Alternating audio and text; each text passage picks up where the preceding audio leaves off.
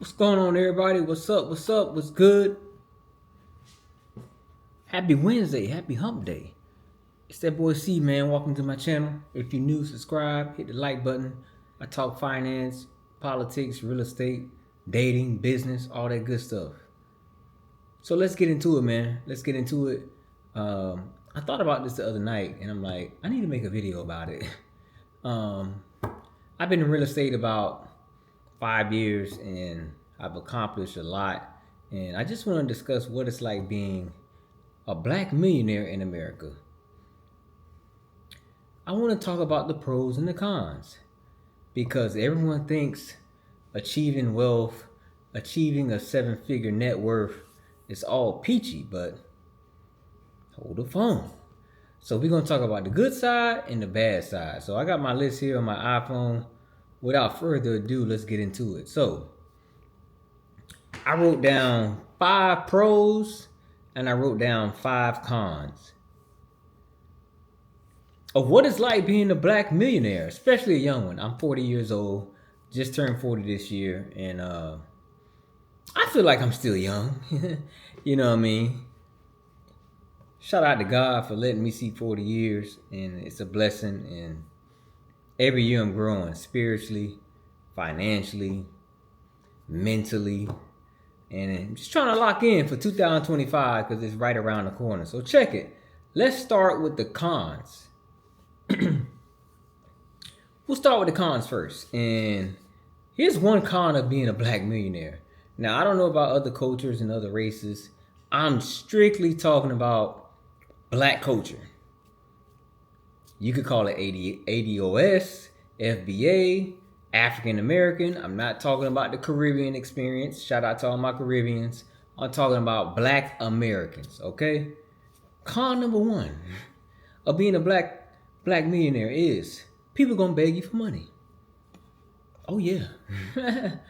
People gonna beg for money, especially when they know you got it. Like, they know you own, like they know you the plug, they know you the winner in the family, etc., etc. Like, friends, family members, associates. How about this one? I had this one.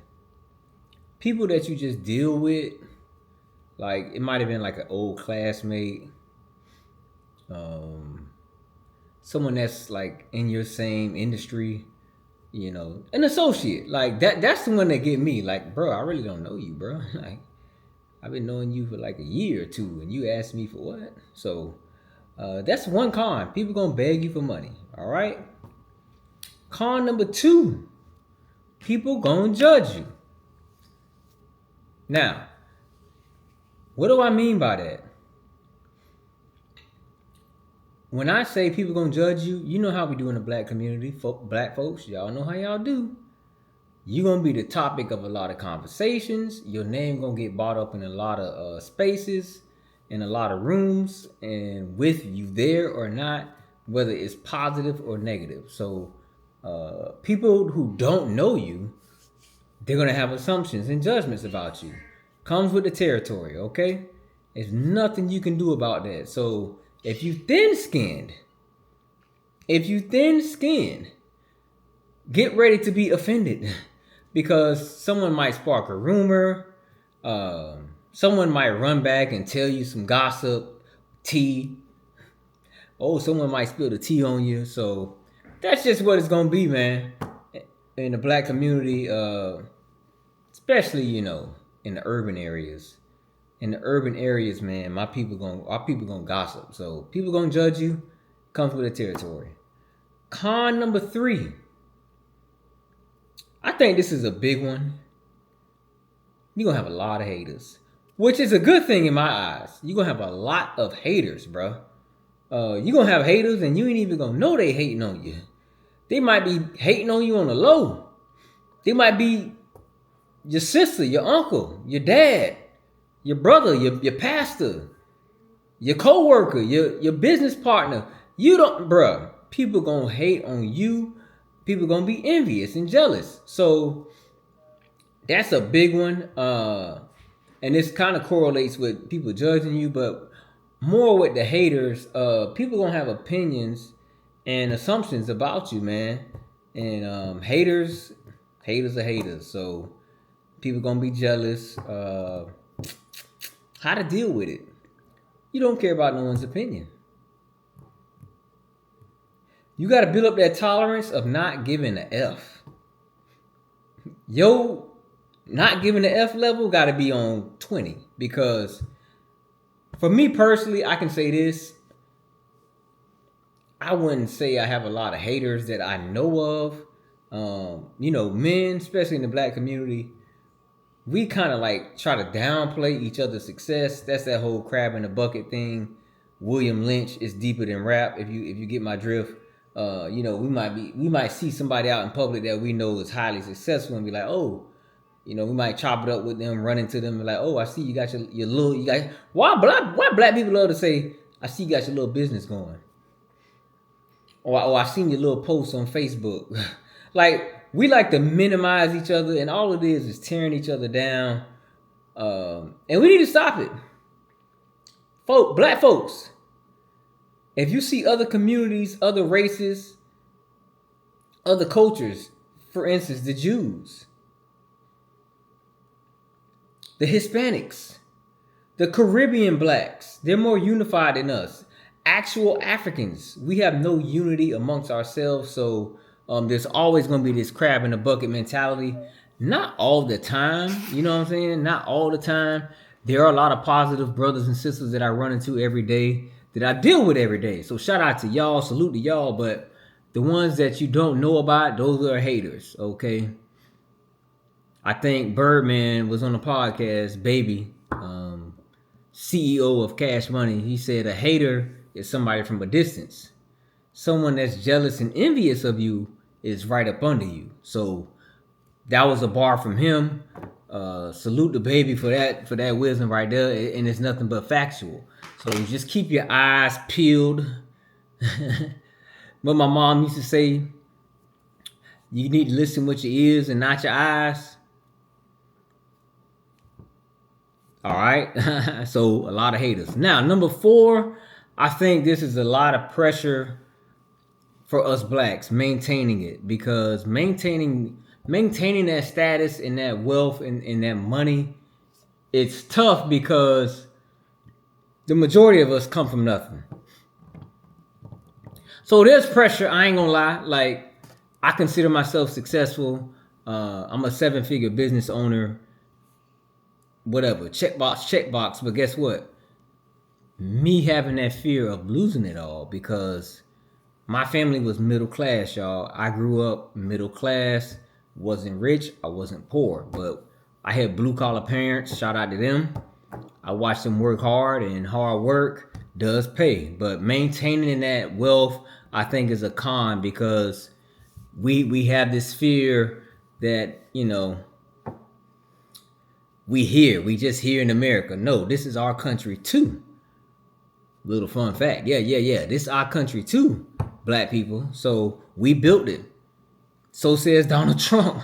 Donald Trump came out on wax and said we built this country. So, we have that fear of, we the backbone of the family, especially if you like winning. For example, athletes, pro athletes, they have it the worst, in my opinion. Famous rich athletes have it the worst. You know why? Not only are they famous and they rich and they wealthy and they in the public eye and we see them on TV. You know why they have it the worst? Their salary, their income is public information.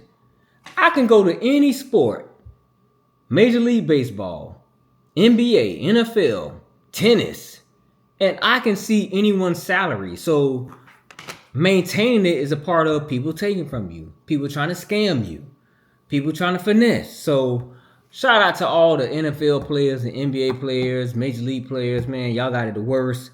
Just hold the ship down, man. Hold the ship down. Hold the family down. Sometimes in life, and which leads me into my fifth con. Sometimes in life, guess what? A con of being a wealthy black millionaire in America is we got the fear of leaving people behind, cutting people off. Yeah. Cutting folks off. Like, especially like your childhood homies, your day ones who've been there through thick and thin and see, they say, oh, money changed people. Oh, you hear what's the old quote? You let money change you.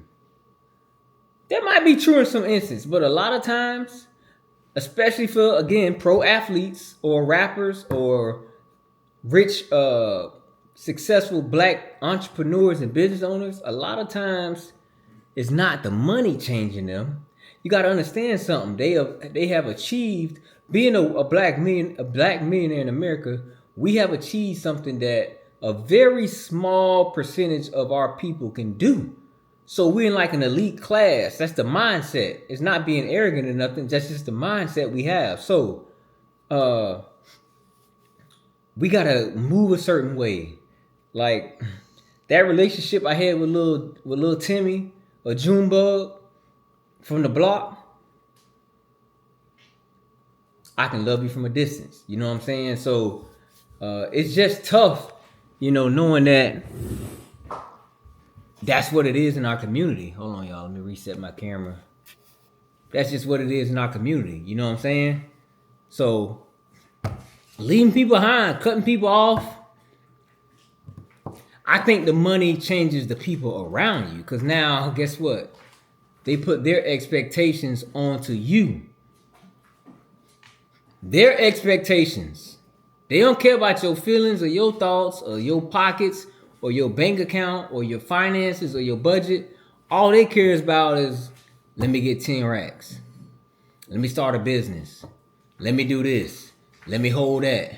Can you send me this? Cash out me this. Zelle me this. Like, yeah, man, it's tough. It's tough. So, that's the fifth con. All right. Now let's talk about pros. Let's get to the positive side. The pros of being a black millionaire in America, a young one, an old one,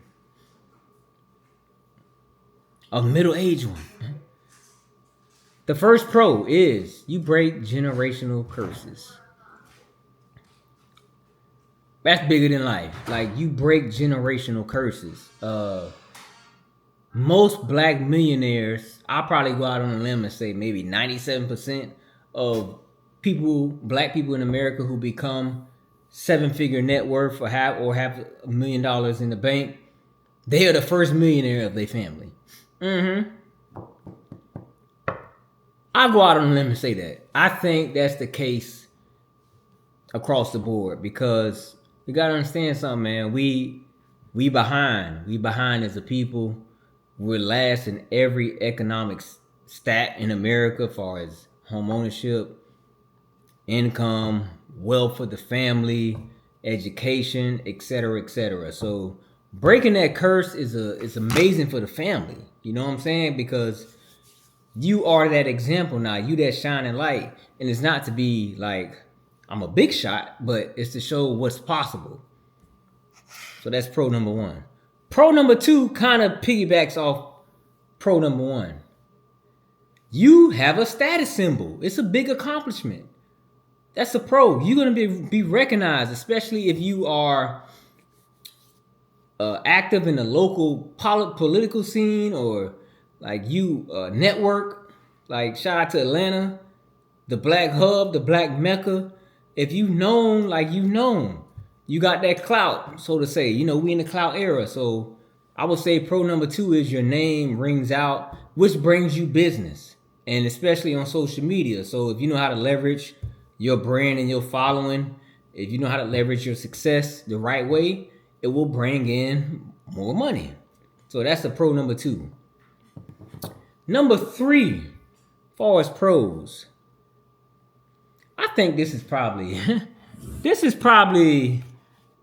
one of the biggest ones. Hold on, man. My camera tripping again. Uh-oh. I'm on. There we go. Find my face. Hold on, y'all. There we go. Trying to figure this camera thing out. So number three, Money buys you happiness and freedom. Yeah, what's that old debate? Can money buy you happiness? That old age question? Hell yeah, y'all. I'm here to tell y'all. Money can buy you happiness. More importantly, it will buy you your time back, freedom.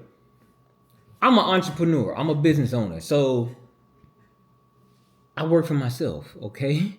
Today, I can tell y'all this. Today's Wednesday. Monday and Tuesday, I had been running like a dog the last two and a half weeks. I took Monday and Tuesday off. I made that decision. I said, you know what? I've been working 7 days a week, working on these house flips, managing these rentals. I need some time for myself. So I got right there on that couch. See that recliner? I got right on that recliner Monday and Tuesday, and I just relaxed. So it does buy you your time and freedom. Now, happiness. Let's talk about the happiness side. I'll say this because happiness is subjective. Those are facts. Happiness is subjective. So my happiness may not be the same type of happiness you or y'all want. So I'll say it can definitely buy you a certain level of happiness. Money can buy you a certain level of happiness. It don't solve all your problems. I say this. Money and wealth solves a lot of problems. You best believe it. Having access to a lot of resources and money solves a lot of problems in life. So it will make your life easier. So that's pro number 3. Pro number 4. Kind of going back to number 1. You get to be the example. You set the example for your family. And for me, this is personal. So for me, I have kids. I can say, hey, daughters, look at your dad. Highly successful. You can do it. Okay? You having a lot of time as far as being in the community. You're gonna be in the spotlight, visible. You are an example. Again, whether it's for the youth, troubled youth, ex-convicts, whatever.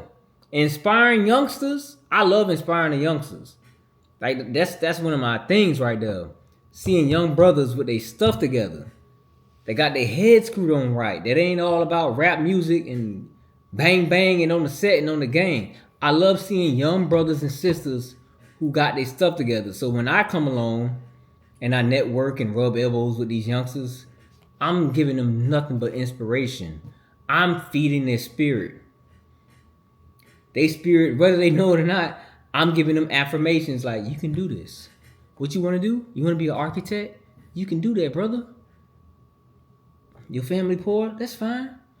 Get that financial aid. This is America. Get that financial aid. Take out that Pell Grant. Go to a 4-year university. Become an architect. Start your own company. Start your journey to wealth and being a millionaire. So that's a great pro for me. Being that example for my peers and for the youth and my family, particularly my kids. Okay, the last one, pro number 5. And this is probably the best one out of all the pros and cons. This is the best one. And anyone who got a 7-figure net worth or who's highly successful and have this type of mindset, giving back. Giving back, y'all. Like nothing tops it. It's like the cherry on top. Being able to bless someone financially is like there's no other greater feeling. There's no other greater feeling, man. Like being able to give a homeless person, someone in need, $1,000, paying someone's rent, buying someone a car, all this stuff, man. Putting money in someone's pocket, paying their grocery bill, whatever. Helping them buy a house, whatever it is that you do. Giving back is going to be the best feeling ever. This is the fulfillment. This is why God got me here. I'm blessed to be a blessing to others. I feel like I'm an angel to some people sometimes, y'all. Yeah, I be having that feeling like I'm very spiritual. I'm very connected with the Most High. So sometimes, when I bless people randomly. Me and Gigi, shout out to Gigi. We bless people randomly. So uh, to see that look on their face, to see them crying, to see them touched, knowing that God came through. It was God's timing. It was God's plan that out of nowhere we bought their family an entire all gifts for Christmas. That's a great feeling, y'all. So that's it for this video, man. Those are my pros and cons. Chime in down below if you successful, or you want to be successful, or you inspiring to be successful. What do you think about my pros and cons, man? Let me know. Give me some feedback in the comment section. Hit that like button for the algorithm. I'm out. Peace.